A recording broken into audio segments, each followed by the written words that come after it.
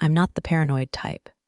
If anything, I'm the one who gives people the benefit of the doubt, especially family, especially my mother. But one night, my 6-year-old daughter sat up in bed, clutching her ear, crying, "Mommy, something's making noises in my ear." And when the doctor looked at me and said, "Mom, this couldn't have gotten in there by accident," my world broke in two. My name is Rachel Thomas. I live in Seattle. I'm a communications director at a growing tech firm. Tired most days, overwhelmed on others, but I've always kept one thing sacred: mornings with my daughter, Leela. Every day started the same way, her feet pounding down the stairs. "Morning, Mommy!" And I'd scoop her into a hug and ask, "What color dress do we want today, Princess?" She was the heartbeat of my life. My husband Eric is a calm, grounded man. He's a lawyer, knows when to step back, when to speak, when to hold me in silence. We had what most people would call a dream life: 2 careers, 1 child, stability, smiles, and nearby my mom and younger sister, always willing to help. My mom, Diane, is a retired nurse, sharp, overprotective, controlling sometimes. Melissa, my younger sister, is a graphic designer, bright, free-spirited, still single. Always had a special bond with Leela. Every time I had to travel for work, I'd hear the same thing from them. "Don't worry, honey. Just focus on your presentation. We'll take good care of Leela." And I believed them. Last spring, I had to fly to Chicago for a client pitch. 3 days. It was a huge opportunity. Before I left, I kissed Leela's forehead. "I'll call you every night, okay?" She nodded and hugged me hard. That first night I called. Her voice was small. "Mommy, are you coming home soon?" "2 more sleeps, baby." "Are you having fun with Grandma and Auntie Mel?" She hesitated. "Yeah, but I had a weird dream." The second night, her voice cracked. "Mommy, in my dream, I was in a little box and someone touched my ear." I sat straight up in my hotel bed. Maybe it was just her imagination. Maybe she missed me. Kids say strange things, right? When I got home, Leela ran into my arms. She smiled, but something in her eyes felt distant. That night, while I was unpacking, she whimpered and clutched her ear. "Mommy, it hurts." I checked. No redness, no swelling. The next day she seemed fine again. But the pain came back, stronger, and this time she had a fever. I took her straight to the hospital. Dr. Harris, a pediatric ENT specialist, did an exam, then a second, then brought in a scope with a camera. He pulled me aside. "Thomas, there's a small metallic object embedded in your daughter's ear canal." I froze. "What kind of object?" He showed me the image, a tiny round device, unmistakably man-made. "It looks like a micro-transmitter. And I can tell you, this didn't just get in there on its own. Someone had to put it there." The doctor looked me straight in the eye. "This isn't an infection. It's a device, a GPS tracker. Someone deliberately inserted it into your daughter's ear." The room spun. I remember gripping the side of the examination table to keep from falling over. Who would even do that? "Have you recently left your daughter with anyone?" The doctor asked gently. "Yes. My mother, my sister, the 2 people I trusted more than anyone." Dr. Harris didn't waste time. He had the nurse notify hospital administration. A report was filed with Child Protective Services. A detective would be assigned by nightfall. I held Leela close as they carefully extracted the object. She was groggy from the anesthetic. Brave. So brave. What they removed was no toy. It was a sleek, metallic tracker the size of a pea, with a tiny antenna and a tiny microphone. The doctor whispered again, almost to himself. This is military-grade tech. Not something you buy off a shelf. This was embedded deep, and by someone who knew exactly how to avoid hitting a nerve. My stomach turned cold. My mother had been a nurse. She would know exactly how. I called Eric. He drove straight to the hospital. When he saw the device, his jaw locked. His hands trembled. This was in Leela's ear. Less. For how long? We don't know. But her pain started the week I went to Chicago. I'll never forget the rage in his voice. We trusted them. That evening, Two detectives from the Child Protection Unit arrived, Rodriguez and Wilson. Calm, professional, but their eyes said everything. They'd seen things like this before. Detective Wilson set the device down in a sealed evidence bag. This is highly illegal. We're talking not just child endangerment, but potential kidnapping preparation. My mouth went dry. Kidnapping? Yes, ma'am. This kind of tracker is used when someone wants to monitor movement, often with plans to intercept. Whoever planted this didn't just want to know where your daughter was. They wanted real-time access. I felt like I was about to vomit. Then came the trace.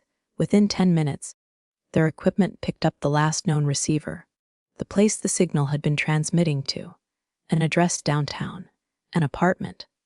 My sister's, Melissa's. They asked if we'd come with them. Eric didn't hesitate. As we stood outside her apartment, I stared at the door. My breath short, my heart breaking. She wouldn't, she couldn't. Detective Rodriguez knocked. The door opened. Melissa stood there, smiling, until she saw the badge. She went pale. Something wrong. The detectives entered with a warrant, and on her desk, clear as day, sat a monitor. Still on, still tracking, Leela's name, displayed on the screen. The confession didn't come quickly.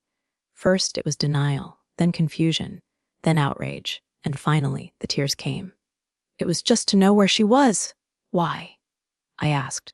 Why, Melissa? Because you have everything. Her voice cracked like glass. The husband, the kid, the career, the perfect house. I'm just the sister who plays babysitter while you fly off to your big, shiny life.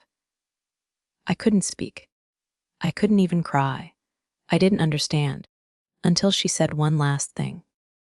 I was going to find her. Pretend she'd gone missing. Then I'd bring her back. I just wanted to feel needed. Just once. I stepped back like I'd been slapped. But the worst was still to come, because when the detectives asked, "Did anyone help you with the medical side of this?" Melissa looked down and whispered, "Mom." The apartment door opened again. It was my mother. She rushed in, eyes wide, her purse half open, her keys still swinging from her fingers. She froze when she saw the detectives. What's going on? Melissa didn't even try to hide it. She pointed. Mom, they know. Detective Rodriguez turned to her. Barbara Holloway? Yes, I'm her mother. What is this? Melissa was shaking now. Mom, I didn't mean for it to go this far. I needed help. And you said you'd take care of it. I added. My voice cracked. My mother looked between us. Her eyes landed on me. And for a long moment, she said nothing. Then finally, I didn't think she'd actually do it.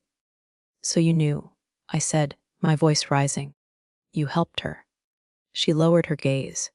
She was hurting. I didn't know what else to do. The detectives took them both in. The car ride back was quiet. Eric held my hand the entire way. They'll never be near Leela again, he said. I'll make sure of it. But his voice trembled just a little. Because no matter how strong you think you are, nothing prepares you for betrayal from the people who raised you. In the hospital room, I watched Leela sleep. Peaceful. Unaware. She'd stopped crying. The pain was gone. The nightmare, at least physically, had ended. But my mind was a battlefield. What is a mother supposed to do when her own mother harms her child? How do you grieve the loss of someone still alive? How do you explain to a 6-year-old why Grandma and Aunt Melissa disappeared overnight? That night I sat with Dr. Harris again. He was kind. Steady. Your daughter's going to recover, he said. Physically, maybe. He paused. The mind is powerful. But so is love. And you love her. That will carry her through. I believed him. I had to. 2 days later, the police finished their report. Melissa was charged with child endangerment and attempted kidnapping. My mother, Barbara, was named an accomplice. They both confessed. The evidence was overwhelming. Melissa's apartment was filled with tracking logs. My mother's fingerprints were found on the packaging of the device. I sat through the whole arraignment, arms crossed, jaw tight, heart breaking. They didn't look at me once. And yet the hardest part wasn't watching them get arrested. It was telling my daughter, "Sweetheart," I said one morning, "Grandma and Aunt Melissa are very sick right now. We won't see them for a while." Leela blinked slowly, her voice small. "Did I do something wrong?" My heart broke. "No, baby. You did everything right. Mama just needed to protect you." She nodded. Then she hugged me tighter than she ever had before. Weeks passed. The house slowly felt safer again. Quieter, lighter. But nothing would ever be the same. The people I trusted most used my child to act out their jealousy and pain. They crossed a line that could never be uncrossed. But even in the aftermath, I learned something: true family isn't defined by blood. It's defined by choice, by who shows up when everything falls apart, by who puts love before pride. 6 months later, the courthouse smelled like dust and old paper. I sat in the front row, my hands folded tight in my lap, as the judge read the charges aloud. Melissa Holloway, my sister, was sentenced to 3 years in prison for child endangerment and attempted kidnapping. Barbara Holloway, my mother, received a 2-year suspended sentence for her role as an accomplice. They stood silently. Melissa stared at the floor. Barbara clutched a tissue but didn't cry. I didn't look away once. Even after everything, I needed to see it through. Closure, they call it. But closure doesn't come neatly wrapped in a verdict. Outside the courtroom, Eric was waiting. He didn't say a word at first, just reached out and took my hand. I took a deep breath, like surfacing from deep water. "It's over," he said. "It's starting," I replied. Because this wasn't the end. This was where the healing began. The weeks that followed were filled with therapy appointments, new routines, and gentle questions from Leela. She asked less about Grandma and Aunt Melissa as time went on. Instead, she asked about school, about her friends, about what we were having for dinner. She laughed again. One night, while brushing her hair before bed, she looked up and said, "Mama, are we a real family?" I paused, tears burning behind my eyes. "Yes, baby, we are. Even without Grandma and Auntie." "Even more so," I whispered. "The truth is, family is who shows up in the storm." And during our darkest hour, they came. Jennifer Davis, the mom from Leela's class, started bringing us dinner on Mondays. Her son and Leela became inseparable. Jennifer, who was divorced and raising her boy alone, became my friend, my sister in survival. "Family isn't blood," she told me over coffee one day. "It's who fights beside you, who chooses you." Eric's parents stepped up too. His mother, Irene, held Leela like her own grandchild, brought her new books, baked cookies, stayed the night when I needed sleep. "You're my family now," Irene said one afternoon, "and I won't let you forget that." Even at work, something shifted. My manager, Sarah, offered me flexibility. My team rallied around me. They didn't ask for details. They didn't need to. They simply said, "You're not alone." Melissa sent me a letter from prison. At first, I didn't read it. The envelope sat unopened in my drawer for weeks. Then one night, I opened it. I didn't know what I was doing. Jealousy made me someone I didn't recognize. "I never meant to hurt you or Leela. I'm sorry. I'm so sorry." She wrote every month after that. I only replied once. "I want to forgive you, but I'm not ready. I hope you change. I really do." My mother wasn't allowed to contact us due to a restraining order, but I heard she started volunteering at a senior center. Apparently, she's going to therapy. She's trying. I don't know if I'll ever let her back in. But I'm no longer angry. Not for her. For me. For Leela, one crisp autumn afternoon. Leela and I were playing in the park. The leaves crunched under her boots as she ran up the slide the wrong way, giggling. Eric stood nearby, sipping coffee, smiling at us both. Leela ran over and took both our hands. "We're a real family, huh?" I knelt down and looked her in the eye. "Yes, sweetheart. We're the kind of family that holds tight, that keeps each other safe." She nodded like she understood. Then she added, "And Auntie Jennifer and Grandma Irene. They're family too, right?" "Yes," I said, voice cracking. "Anyone who loves you, who shows up for you, they're family." She beamed. "Then we've got a lot of family." A year had passed. Leela was thriving. She had friends. She smiled in photos again. Her nightmares had stopped. But mine hadn't. Some nights I still jolted awake thinking I heard her crying. Other nights, it was Melissa's voice echoing in my head. I just wanted to be loved too. The letters from Melissa kept arriving. Sometimes a single page. Sometimes 5. Always remorseful. Always asking the same thing. Will you come visit me? I never answered that part. Until one rainy afternoon in April. I drove to the women's correctional facility just outside Tacoma. Not out of obligation, out of choice. Because if I wanted to release the anger still knotted in my chest, I had to look her in the eye. The room was gray and sterile. Melissa walked in wearing beige. Her eyes were tired. She sat down across from me and tried to smile. I didn't return it. For a long time, we sat in silence.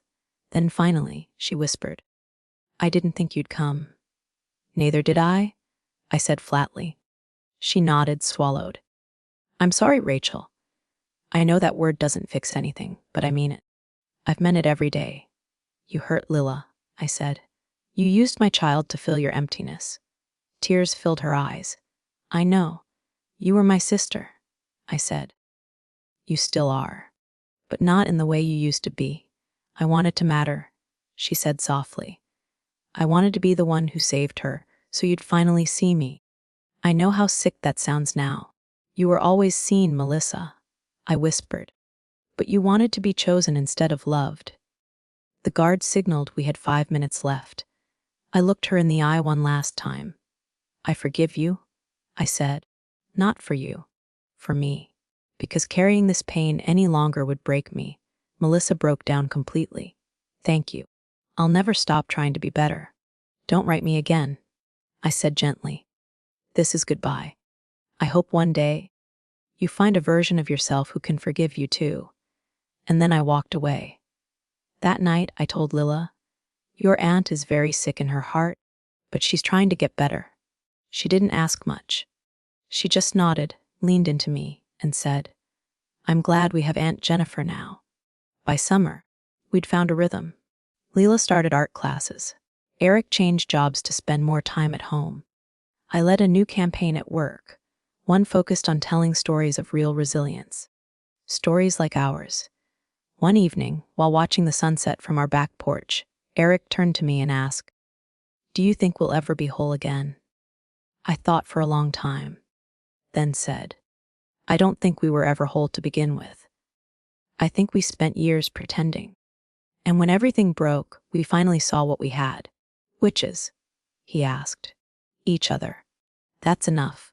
A month later, as we packed for a short family trip, Lila handed me a drawing she made in art class. It showed 3 people holding hands under a giant heart.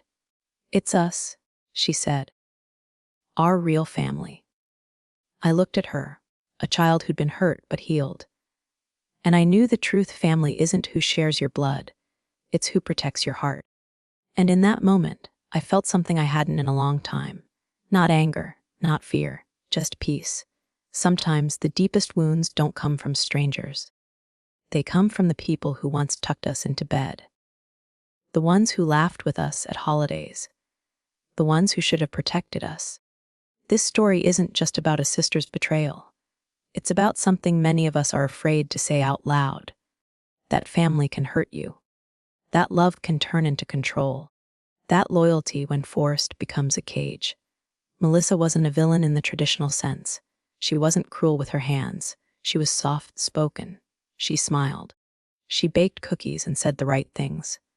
But behind that smile was something more dangerous than anger. It was resentment. Quiet, hidden, growing over years. And it ended with a child in pain. Rachel's story is a wake-up call. It reminds us that blood is biology. But family is behavior. It's not who you're related to. It's who shows up. It's who respects your boundaries. Who keeps your children safe. Who doesn't need to be forgiven over and over again. And here's the hardest truth. You have permission to walk away, even if it's your sister, even if it's your mother, especially if it's your peace on the line, because staying in cycles of pain to keep the family together is not love, it's sacrifice. and you are not required to bleed to keep others comfortable. From my perspective, I've heard too many stories where the good child stays silent, where the most loyal person is also the most hurt, and where forgiveness is expected, but change never comes. But surviving betrayal isn't just about getting away. It's about finding your voice again, reclaiming your story, saying, "You don't get to define my worth anymore." So if you're watching this and feeling the ache of a wound too familiar, if someone you loved made you feel like love had to hurt, let me tell you right now, you are not alone. And you don't have to stay. Let's talk. Have you ever had to walk away from someone you once loved deeply, or forgiven someone, not because they earned it, but because you were ready to heal? Tell us in the comments. This space is for you. No judgment, just truth and empathy. If this story hit home, help it reach someone else. Like the video, share it with a friend who might need this message, and subscribe to Telling Story with Me for raw, honest stories that remind us we're not alone. Because the stories we tell aren't just entertainment. They're survival, they're healing, they're proof that even after the worst betrayal, you can still choose love, truth, and peace. And you can build a new kind of family, the one you choose.